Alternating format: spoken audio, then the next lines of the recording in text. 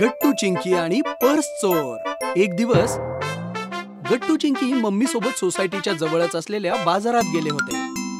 मम्मीकडे एक महागडी पर्स होती आणि मम्मी भाजी विकत घेण्यात आणि हिशोब करण्यात दंग होती। गट्टू चिंकी सुद्धा बाजूलाच उभे होते।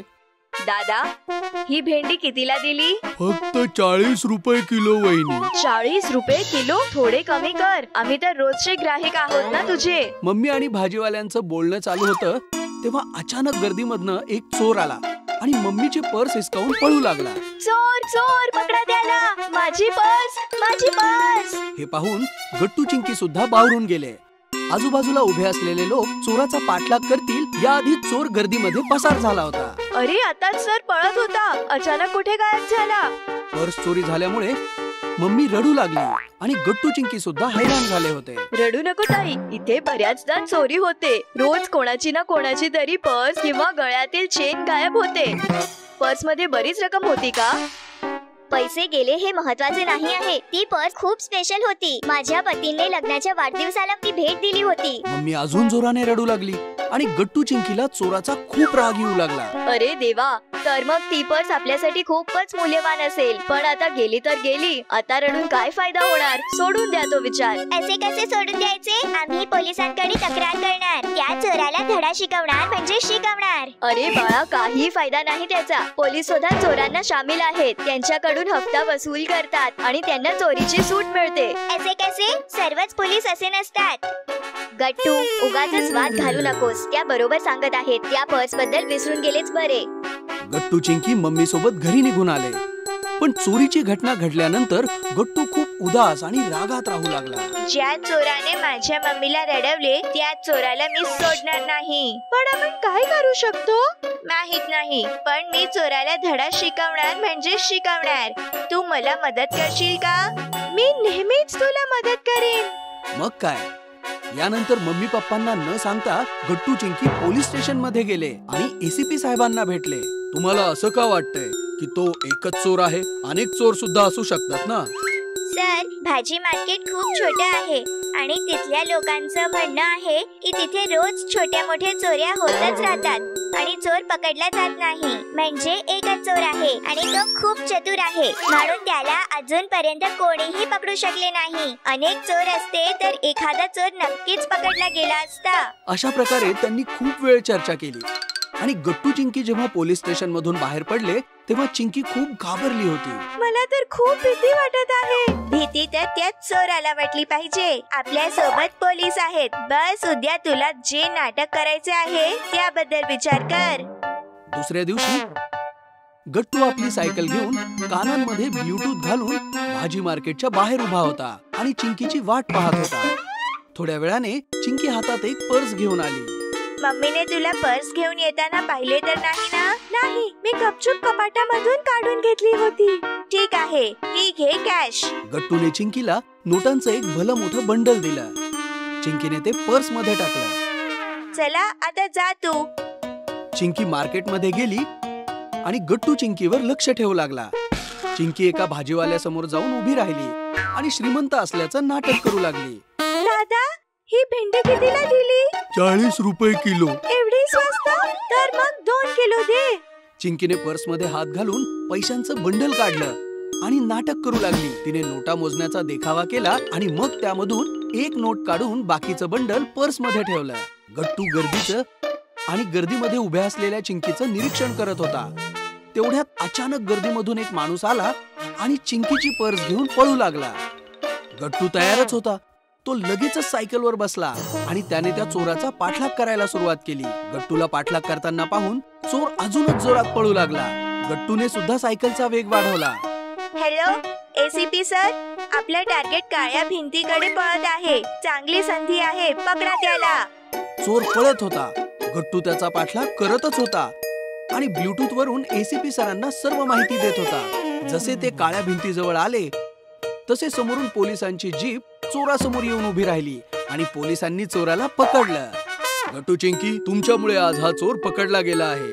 लवकरच आम्ही त्या पोलिसांना देखील पकडू जे या चोराकडून हप्ता घेऊन त्याला सोडत होते।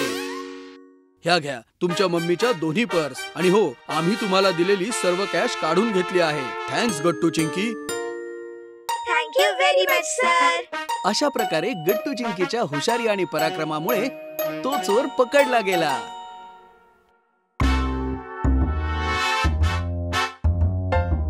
उन्हाळ्याच्या सुट्ट्या सुरू होत्या. सुट्ट्यांमध्ये गट्टू डिटेक्टिव्ह स्टोरीज वाचत राहायचा. डिटेक्टिव्ह स्टोरीज वाचणं आणि त्यांच्यासारखा विचार करण्याची गट्टूला सवय लागली होती. एकदा रात्रीच्या वेळी गट्टू चिंकी त्यांच्या सोसायटी मधील मित्रांसोबत सायकल चालवत होते. सायकल चालवता चालवता खूप दूरवर गेल्यानंतर मुलं विश्रांतीसाठी थांबली. चला आता घरी जाऊ, उद्या पुन्हा येऊ. तेवढ्यात समोरून एक म्हातारा माणूस चालत आला आणि कॉर्नरला असलेल्या एटीएम मध्ये घुसला. त्याच्या पाठोपाठ एक बाईक सुद्धा एटीएम जवळ आली आणि हेल्मेट घातलेला तो माणूस बाईक वरून उतरून एटीएमच्या बाहेर उभा राहिला. गट्टू त्या माणसाला नोटीस करत होता. काय झालं गट्टू, तुझं लक्ष कुठे आहे? ते एटीएम दिसत आहे. आताच आपल्या समोरून एक म्हातारा माणूस एटीएम मधून पैसे काढायला गेला आहे आणि त्याच्या पाठोपाठ तो बाईक वाला एटीएमच्या बाहेर थांबला आहे. काहीतरी गडबड आहे. तो पण पैसे काढायला आला असेल. नाही चिंकी, याच्या बाईक चालवण्याच्या पद्धतीवरून असे वाटत होते की तो त्या म्हाताराचा पाठलाग करत आहे. याची बाईक बघितली तुम्ही? नंबर प्लेट एकदम कोरी आहे, नंबरच नाही आहे. अशी बाईक तर फक्त चोर लुटेरेच वापरतात. मुलांनी बाईकची नंबर प्लेट पाहिली तर खरंच नंबर नव्हता. नंबर प्लेटवर नंबर नाही आहे. नंबर नसलेली बाईक तर शहरात एंट्री पण करू शकत नाही.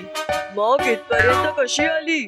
अजून एक गोष्ट, आणि तो एटीएमच्या बाहेर हेल्मेट घालून उभा आहे. एटीएम मध्ये चेहरा लपवून जाणे अलाउड नाही, तरीही त्याने हेल्मेट घातले आहे. म्हणजेच तो स्वतःचा चेहरा लपवण्यासाठी हेल्मेटचा वापर करत आहे. पण त्याला काय पाहिजे आहे? त्याला पैसे चोरी करायचे आहेत. जेव्हा तो म्हातारा माणूस पैसे काढून बाहेर येईल तेव्हा हा पैसा चोरी करून बाईक वरून पळून जाईल.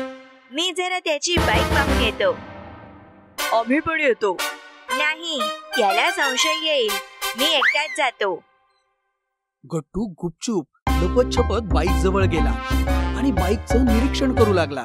त्या माणसाने बाईकची चावी तशीच ठेवली होती. अच्छा, चावी ठेवून गेला आहे. म्हणजे पैसे चोरी गेल्यानंतर चावी लावावी लागणार नाही. बाईक लगेच स्टार्ट करून पळता येईल. गट्टूने नंबर प्लेटला हात लावून पाहिलं तर नंबर प्लेट नुकतीच पांढऱ्या रंगाने रंगवली होती आणि नंबर लपवला होता. गट्टूने बाईकची सीट वर करून पाहिलं तर आतमध्ये हत्यारं लपवलेली होती. गट्टूला सगळा प्लॅन समजला आणि त्याने बाईकची चावी काढली आणि मित्रांकडे परत गेला. तो नक्कीच चोर आहे. मी बाईकची चावी काढली आहे. आपण त्याचा सामना करू शकत नाही, पण तो बाईक शिवाय पळू शकत नाही. हरी, एक काम कर, तू जाऊन पोलीस स्टेशन मध्ये हे सगळं सांग आणि तुम्ही सगळे लांब लांब उभे राहा. आपण त्याला पळू द्यायचे नाही. मग काय, हरी सोबत बाकी मुलं सुद्धा सायकल घेऊन निघाली. गट्टूने पाहिलं की जसा तो म्हातारा माणूस पैसे घेऊन एटीएमच्या बाहेर आला, चोराने त्याच्या हातामधून सगळे पैसे काढून घेतले. चोर चोर चोर, वाचवा वाचवा. चोर पळत बाईक कडे आला तर तिथे चावी नव्हती. चोर चोर, पकडा पकडा. चोर घाबरून पळू लागला. गट्टू सुद्धा सायकल वरून चोरांचा पाठलाग करू लागला. थांब, तू जास्त लांब पळू शकत नाही. हे ऐकून चोर अजून जोराने पळू लागला. तेवढ्यात चिंकी आणि बाकीची मुलं देखील गट्टू सोबत आली आणि चोराचा पाठलाग करू लागली. थांब, तुला आता कोणीही वाचू शकत नाही.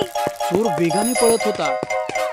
तेवढ्यात समोरून पोलिसांची गाडी आली आणि चोर तिथेच थांबला. त्याला पळण्यासाठी मार्गच शिल्लक नव्हता. गाडीमधून हरी सोबत पोलीस उतरले आणि त्यांनी चोराला पकडले. अरे, मिल्खा सिंग बनायचंय का? चल काढ पैसे. चोराने पोलिसांना सगळे पैसे दिले. तेवढ्यात तो म्हातारा तिथे आला आणि रडू लागला. Thank you very much sir. माझी बायको सिटी हॉस्पिटल मध्ये ऍडमिट आहे, त्यासाठी पैसे काढले होते. थँक्यू आम्हाला नाही, या मुलांना बोला. आज यांच्यामुळे चोर पकडला गेला आहे. चल काढ हेल्मेट.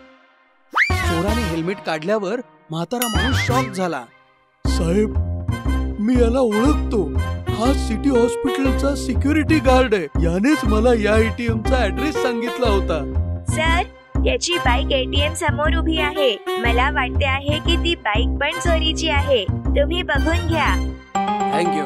शहरातील सगळे नागरिक जर तुझ्यासारखे सतर्क आणि बहादूर असतील तर क्रिमिनल्स क्राईम करण्यापूर्वी 100 वेळा विचार करतील.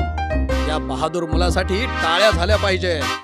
मग काय, इन्स्पेक्टर, म्हातारा माणूस आणि इतर सगळे पोलीस गट्टू आणि त्याच्या मित्रांसाठी टाळ्या वाजवू लागले. हे पाहून सगळी मुलं खुश झाली. अगर आपको हमारी वीडियोस पसंद आ रहे हैं तो इन्हें लाइक करें, कमेंट करें और सब्सक्राइब करें